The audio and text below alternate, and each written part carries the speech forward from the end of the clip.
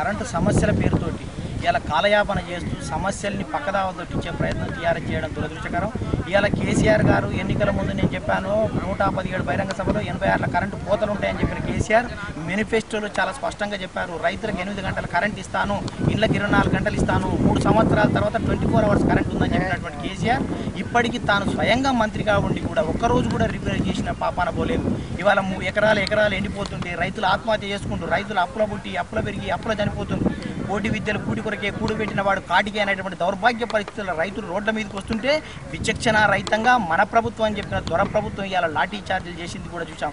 ఇలా నిజామాబాద్ కానీ, మెదక్ కానీ, ఆదిలాబాద్ కానీ, నల్గొండ కానీ అన్ని జిల్లాలు కూడా పెద్ద ఎత్తున రైతులు రోడ్ల మీదకి వస్తుంటే ఒక బాధ్యతాయుతమైనటువంటి ప్రతిపక్షంగా రైతులకు బాసటగా నిలవలసినటువంటి బాధ్యతతోటి మేము బస్సు యాత్ర చేపడితే ఇలా కాశీయాత్ర అని చెప్తే ఒక మంత్రి మాట్లాడతారు. ఈ జిల్లాకు చెందినటువంటి ఈ జగదీశ్వర్ రెడ్డి లొట్టపీసులయ్య ఈయనో మంత్రి, ఆయనకు ఏం తెలియనటువంటి ఒక అసమర్థుడు, ఓ సన్నాసి, ఓ సౌట, ఇటువంటి వ్యక్తులు చీపులతో స్వాగతం పలకమండి. నీకు దమ్ముంటే పోలీసు బందోబస్తు లేకుండా గ్రామాలకు రా, నీకు చెప్పులతోటి స్వాగతం పలకడానికి జనం సిద్ధంగా ఉన్నారు. ఇవాళ మభ్యపెట్టి మాటలు చెప్పేటువంటి పరిస్థితులు విడనాడు. ఇవాళ అధికారంలో ఉన్నారు.